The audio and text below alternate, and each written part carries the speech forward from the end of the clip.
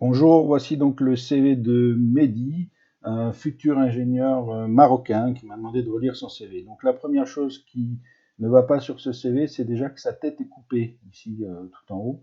Donc moi ça me choque. Et ensuite, d'une manière générale, le CV est très très touffu, comme on voit souvent chez les jeunes diplômés.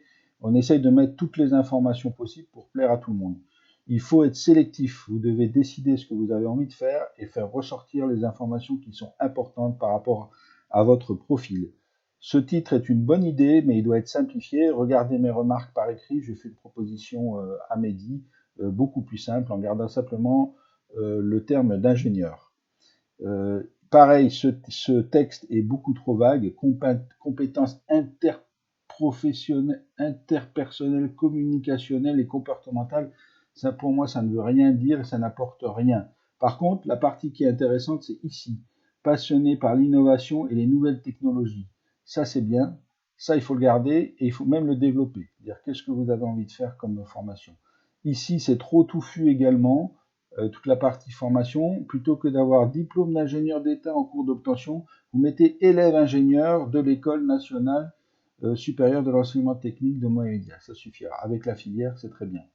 Diplôme du brevet de technicien supérieur, je suppose que vous l'avez, donc vous mettez technicien supérieur. Vous êtes technicien supérieur. Ensuite, comme d'habitude, comme dans les autres analyses, toutes vos expériences professionnelles doivent être structurées en responsabilité, résultat. Études techniques, dimensionnement de l'installation électrique, automatisation et supervision d'une nouvelle unité de dessalement de l'eau. Ok, alors, très bien. Qu'est-ce qu'on a fait de votre étude? On l'a mise à la poubelle, on l'a utilisée, l'unité de dessalement, elle existe. Est-ce que ça a servi à quelque chose? Indiquez le fruit de votre travail. Beaucoup trop de centres d'intérêt, simplifié.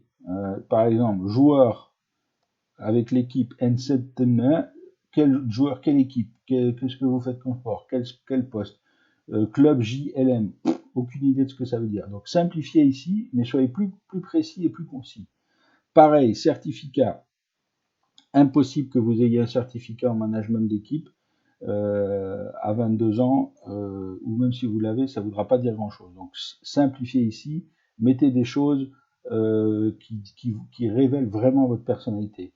Ici, beaucoup trop de logiciels à nouveau, Word, Excel, PowerPoint, à la limite, vous virez, et tous les autres, c'est pas possible que vous soyez bon là-dedans. Alors que vous les connaissiez, c'est une chose, mais que vous les maîtrisiez, c'en est une autre. Le recruteur, il a besoin de savoir, est-ce que c'est juste des connaissances ou est-ce que vous maîtrisez vraiment ces choses-là.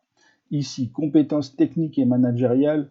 Compétences managériales à 22 ans, il faudrait me démontrer, il faudrait que je retrouve des expériences où vous avez effectivement fait du management. Qu'est-ce qui démontre que vous avez des compétences managériales? Organisation et gestion d'entreprise. Je voudrais bien voir un endroit où vous avez géré votre entreprise, effectivement.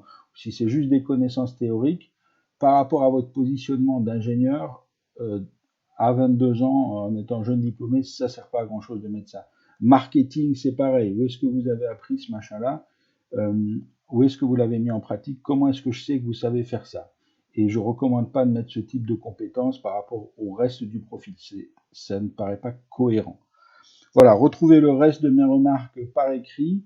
Et puis n'hésitez pas à faire vos remarques, à me dire ce que vous en pensez. À bientôt.